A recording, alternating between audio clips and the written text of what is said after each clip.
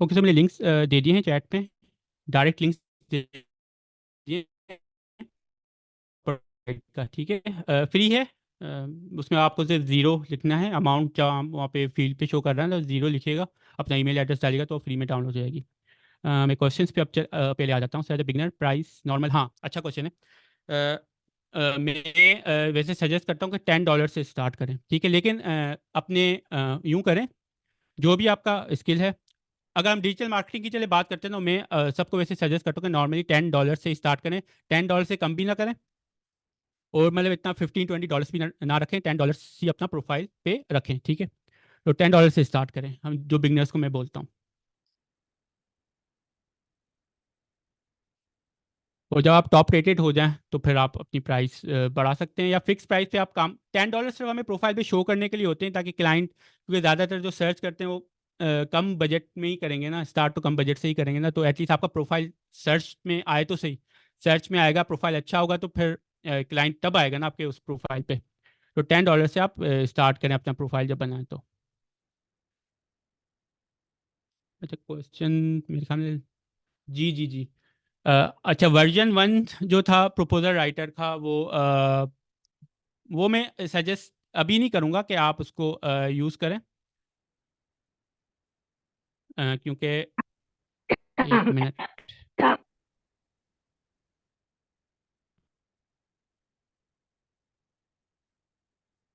हाँ, तो वर्जन 1 जब मैंने स्टार्ट में बनाया था, शुरू में बनाया था, तो वर्जन 1 था, ठीक है। वो उस पर भी लोगों को प्रोजेक्ट्स मिले हैं काफ़ी, सरप्राइजिंगली। मतलब कि वो भी मतलब वो थोड़ा सा हिट एंड मिस है, ठीक है। या तो बहुत अच्छा प्रपोजल लिख देगा, या तो बहुत ही बुरा लिखेगा, तो हिट एंड मिस, ठीक है। जो उसका जो बेस्ट है ना, वो है वर्जन 2। सबसे बेस्ट वर्जन 2 है। वो बिल्कुल टेस्टेड है, बहुत उसको अच्छी तरह टेस्ट किया गया, तो वर्जन 2। अच्छा, मैं इसमें डिफरेंट में बता देता हूँ कि वर्जन 2 और 3 में डिफरेंस किया। वर्जन 2 फोकस करता है, देखिए क्लाइंट को हमें अट्रैक्ट करना है ना अपने प्रपोजल की तरफ, तो उसमें मेरा फॉर्मूला होता है कि ना उससे कोई क्वेश्चन पूछ लिया जाए, ठीक है। क्योंकि ज़्यादातर लोग ना अपने बारे में, जैसे मैंने बताया ना, अपने बारे में ही बता रहे होते हैं कि I am this, I am that, I am that, I am this, ठीक है। इस तरह की चीज़ें कर रहे होते हैं। तो मैं शुरू में ना एक क्वेश्चन पहली लाइन में डाल देता हूँ, ठीक है। जब क्लाइंट सबके एक जैसे प्रपोजल्स पढ़ रहा होता है, एकदम से उसको क्वेश्चन नज़र आ जाता है अपने प्रोजेक्ट के बारे में, तो वो वहीं पर रुक जाता है, ठीक है, स्टॉप हो जाता है मेरे प्रोजेक्ट के बारे में, और क्वेश्चन इसने बड़ा अच्छा पूछा, मुझे इसको जवाब देना, ठीक है। तो ये फायदा होता है कि क्लाइंट से आप क्वेश्चन पूछ लेना उसी के प्रोजेक्ट के बारे में, तो वो फिर दूसरे लोग नहीं पूछते, वो अपने बारे में बताते हैं। आप पहली लाइन में क्वेश्चन उसको दे दें तो वो अट्रैक्ट होगा आपके प्रपोजल की तरफ, और जा रहे उसको काम करवाना है तो आपका वो जवाब भी देगा, ठीक है। एक आपकी कन्वर्जेशन स्टार्ट हो जाएगी क्लाइंट से, क्योंकि पहली चीज़ तो ये करनी है कि क्लाइंट से कन्वर्जेशन स्टार्ट करनी है। उसके बाद बाकी की चीज़ें। तो वर्जन 2 क्या करता है, क्वेश्चन पे फोकस करता है। आप जो भी जॉब डिस्क्रिप्शन डालेंगे उस पर, तो कोशिश करता है कि क्वेश्चन जो है उस जॉब से रिलेटेड पहली लाइन में क्लाइंट से पूछ ले, ठीक है। वर्जन 3 में ये है कि इसी तरह ही काम करता है, लेकिन वर्जन 3 ज़्यादा फोकस करता है, या ज़्यादा कोशिश करता है कि अगर मुझे कोई आंसर इसका मैं दे सकूं, क्लाइंट का अगर कोई प्रॉब्लम है, उसका मैं थोड़ा सा आंसर दे दूं क्लाइंट को कि ये इस तरह सॉल्व हो जाएगी चीज़।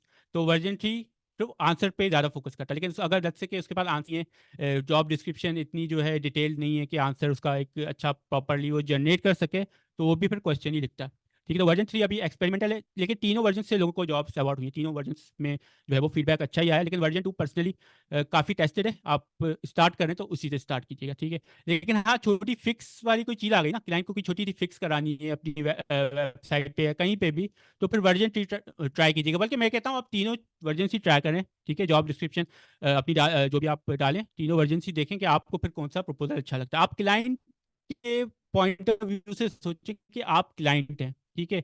ये जॉब जो आपने पेश की ना, ये आपने पेश की है, मतलब कि आपकी जॉब है, ठीक। तो आप किसको हायर करेंगे, किस प्रपोजल वाले को हायर करेंगे? तो आप क्लाइंट के उस आंख से सोचना देखना शुरू करें ना, तो आपके लिए प्रपोजल जो है ना, राइटिंग ना बहुत ईजी हो जाएगी।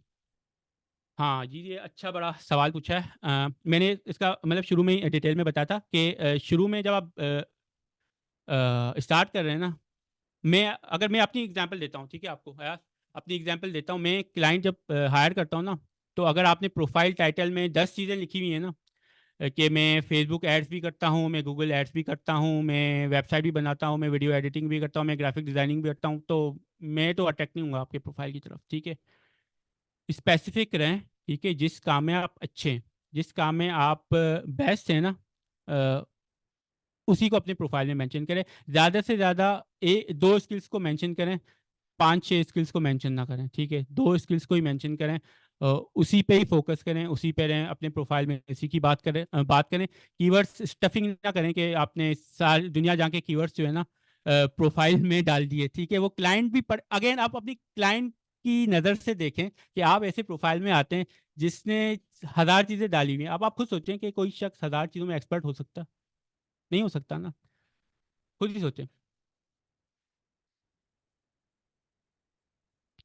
एक ही फील्ड के दो बंदे हैं, देखें, एक्सपीरियंस उसमें ज़रूरी नहीं होता। उसमें अगर आपका प्रपोजल अगर अच्छा है ना, और आप उस क्लाइंट को फोकस कर रहे हैं, ठीक है, जो नया क्लाइंट है, नए क्लाइंट्स एक्सपीरियंस वगैरह नहीं देखते। नए क्लाइंट्स आते हैं, उनको उनका जो दिमाग होता है ना, उनको अपना काम करवाना है, ठीक है, उनको भाई अपना काम करवाना ना, जॉब उसकी मुझे अपना कोई फ्रीलांसर चाहिए, मुझे अपना काम करवा के करके दे दे। वो फिर वो उस रेटिंग पे चक्कर में नहीं जाते कि टॉप रेटेड कौन है और जो है इसका कितना एक्सपीरियंस है, वो उसको आप प्रपोजल अच्छा लिख कर ही ना उसको अपने पास अट्रैक्ट कर सकते हैं, ठीक है। किसी पुराने क्लाइंट पे आप बिड करेंगे जिसकी ऑलरेडी पेमेंट हिस्ट्री है ना, वो एक्सपीरियंस फ्रीलांसर के पास जाएगा। एक्सपीरियंस से मुराद जो अपवर्क पे टॉप रेटेड हो, ठीक है। वरना आप प्रोफाइल में तो आप कुछ भी लिख सकते हैं ना, मैं 5 साल का मुझे एक्सपीरियंस है, 50 साल का एक्सपीरियंस है, वो क्लाइंट को क्या पता, ठीक है।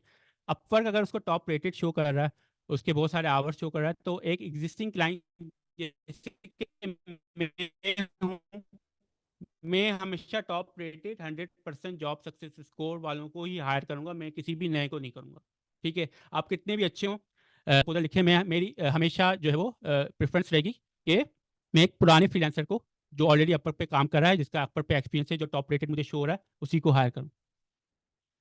हाँ, नए क्लाइंट्स पे जी बिल्कुल प्रपोजल पे डिपेंड करता है। पहली चीज आती है प्रपोजल है, और प्रोफाइल पिक्चर।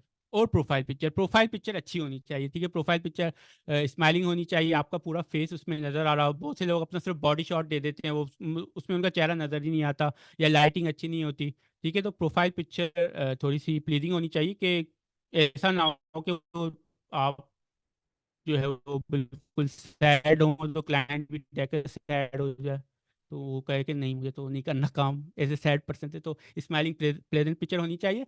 और सारी गेम बिल्कुल आपने सीखा प्रपोजल की है, ठीक है। आपको अगर इंटरव्यूज भी आते हैं प्लेटफॉर्म पे डायरेक्ट, तो एट दी एंड जिस सर वो वेबसाइट पे जाएं, वहाँ पे ऊपर जो है ना, जी जी, अपनी प्रोफाइल पिक्चर ही आपको देनी पड़ेगी। जी जी, अपनी प्रोफाइल पिक्चर ही आपको देनी पड़ेगी, क्योंकि अपवर्क जो है फिर आपका प्रोफाइल जो है वेरीफाई भी करता है, ठीक है। आपका प्रोफाइल वेरीफाई भी करता है। वेरीफाई किस तरह करता है? वो आपको बोलता है कि आप अपना एनआईसी अपने हाथ में रखें और सेल्फी लेके हमें भेज दें, ठीक है। तो ऑब्वियसली और वो प्रोफाइल पिक्चर जो आपने लगाई, वो अपवर्क अपने आपने जो प्रोफाइल पे लगाई उससे मैच करेगा कि जो एनआईसी की पिक्चर है वो जिसने उठाई हुई है, और जो प्रोफाइल पिक्चर अपवर्क पे लगी हुई है, तीनों मैच करती है कि नहीं करती, ठीक है। तो वो मैच करेंगी तो आपका प्रोफाइल अप्रूव होगा, वरना आपका प्रोफाइल अप्रूव नहीं होगा। तो प्रोफाइल पिक्चर आपको अपनी लगानी पड़ेगी, बिल्कुल। जी जी, प्रोफाइल पिक्चर मैंडेटरी है, बिल्कुल। वो प्रोफाइल पिक्चर अपनी लगानी पड़ेगी आपको, क्योंकि वो वेरिफिकेशन तो होती है ना, क्योंकि अपवर्क बिल्कुल स्ट्रिक्ट है इस मामले में। वो कहता है कि जिसका प्रोफाइल है वही बंदा उस पर काम करना चाहिए। लोगो आप एजेंसी जब बनाते हैं ना, एक अपवर्क में होता है इंडिविजुअल प्रोफाइल, एक फ्रीलांसर एक इंडिविजुअल जब काम करता है उसको तो अपनी प्रोफाइल पिक्चर लगानी है। एजेंसी जब बनाते हैं या कंपनी बनाते हैं जिसके अंदर फ्रीलांसर्स काम करते हैं ना, वो एजेंसी ऑब्वियसली अपना लोगो लगा सकती है, ठीक है।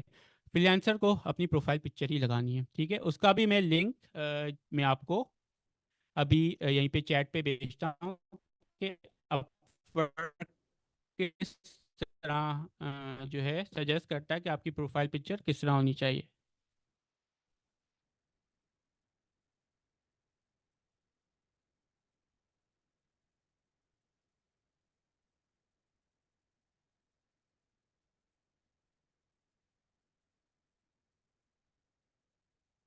जी जी, आपको सारी डिटेल्स देनी पड़ेंगी, ठीक है। ऑब्वियसली वेरिफिकेशन हो रही है तो एनआईसी उनको चाहिए होगा ना कि जो यूज़ कर रहा है अकाउंट वही, मतलब जो यूज़ कर रहा है उसी का अकाउंट है, किसी और का तो नहीं। ऐसा नहीं कि कोई और किसी और ने आपका अकाउंट हैक कर लिया हो, इस तरह की चीज़ें, ठीक है। तो ये आपको वेरिफिकेशन करनी पड़ेगी, इसमें आपको घबराने की ज़रूरत नहीं है। मतलब एक दफ़ा वो वेरिफिकेशन होगी और आपकी फिर आप उस पर काम कर सकेंगी। तो मैंने लिंक दे दिया, इसको आप पढ़िएगा कि अपवर्क जो है किस तरह सजेस्ट करता है कि आपकी प्रोफाइल पिक्चर किस तरह होनी चाहिए, तो इसमें उन्होंने टिप्स दी हुई हैं। अच्छा, मैं अब उस पे आता हूँ टॉपिक पे कि क्लाइंट्स जो हैं वो हायर क्यों नहीं करते। ठीक है, देखिए हर किसी का अलग अलग है, ठीक है। लिंक्डइन पे भी क्लाइंट्स मिलते हैं, किसी को नहीं मिलते।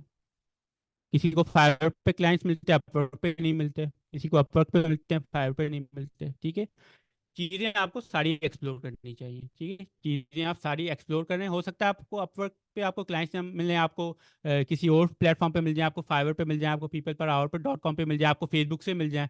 एक्सप्लोर आप सारी चीज़ें करें। ठीक है, इस तरह नहीं कि एक ही चीज़ पे आपको ही रहना है, इस तरह नहीं करना, सारी चीज़ें एक्सप्लोर करें। हर किसी का अलग होता है, हर किसी, अब लिंक्डइन पे ना आपको एक लंबी गेम है। नहीं, आप प्रोफाइल पिक्चर वो चेंज हाँ, वो थर्ड पर्सन यूज़ तो कर सकता है, बिल्कुल। बिल्कुल यूज़ कर सकता है। मतलब आप यूं कह रहे हैं कि आप अपने नाम से प्रोफाइल अप्रूव करा लें और अपने भाई को दे दें, वो यूज़ कर ले, वो बिडिंग करे, वो प्रोजेक्ट करे। हाँ, हो तो सकता है, बिल्कुल, इसमें कोई वो नहीं है, मसला नहीं है।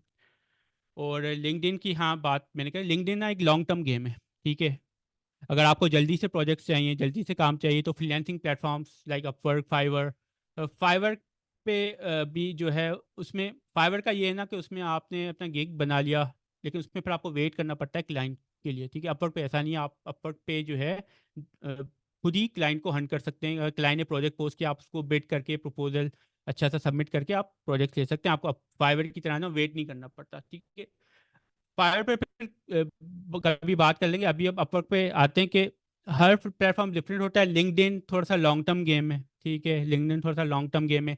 उसमें एंगेजमेंट से मुराद कि दूसरों जो कंटेंट जो क्रिएटर्स होते हैं आपके फील्ड से रिलेटेड, आपको उनके साथ इंगेज करना पड़ता है, उनकी पोस्ट पे जो है इंगेज होना पड़ता है, उनकी पोस्ट पे वैल्यू एडिशन करनी पड़ती है। जो एक मैं तरीका बता रहा हूँ कि वहाँ पे क्लाइंट हंटिंग किस तरह होती है।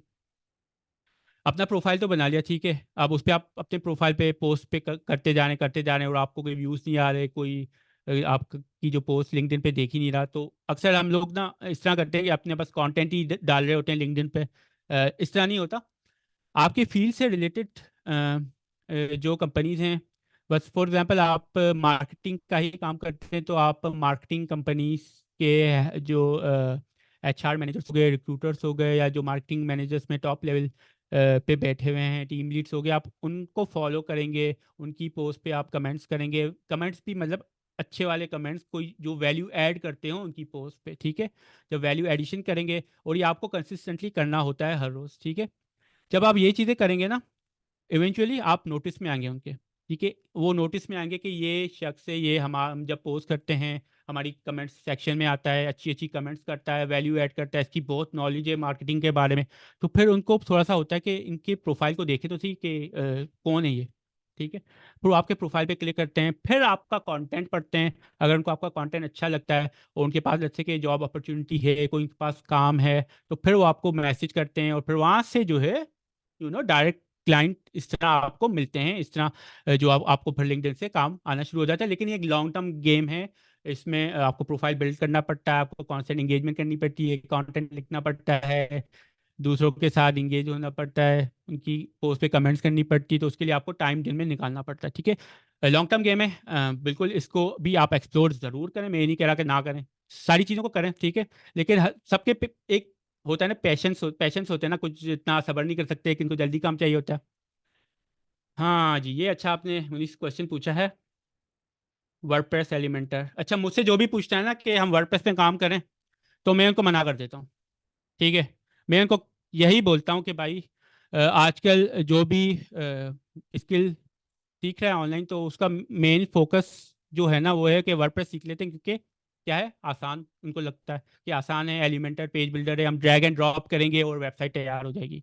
तो बिल्कुल आपने सही कहा कि ओवर सैचुरेटेड हो गई है। ठीक है, मैं ये नहीं कह रहा कि वर्डप्रेस में ना जाएं। अब वर्डप्रेस में ना हज़ार चीज़ें होती हैं, सिर्फ ये एलिमेंटर पेज बिल्डर नहीं होता, हज़ार चीज़ें होती हैं। ठीक है, वर्डप्रेस में आप थीम डेवलप कर सकते हैं। ठीक है, थीम डेवलपमेंट कर सकते हैं, वो आप क्लाइंट्स के लिए कर सकते हैं, या वो थीम डेवलप करके आप एज अ प्रोडक्ट सेल भी कर सकते हैं। थीम फॉरेस्ट .com पे आप जाएंगे, वहाँ पे आजकल तो लोग ना वो थीम्स वहीं से परचेज करते हैं, अपनी वेबसाइट पे लगाते हैं। और जो है वो डेमो इंस्टॉल करते हैं और कंटेंट चेंज करते हैं, उनकी वेबसाइट बन जाती है। ठीक है, क्लाइंट्स भी इजीली अब ये चीज़ें कर लेते हैं, उनको भी अब ऐसे जो है वेब डिज़ाइनर्स की ऐसे ज़रूरत नहीं पड़ती। ठीक है, लेकिन एलिमेंटर की अगर हम बात करें तो बिल्कुल इसमें बहुत लोग आ गए हैं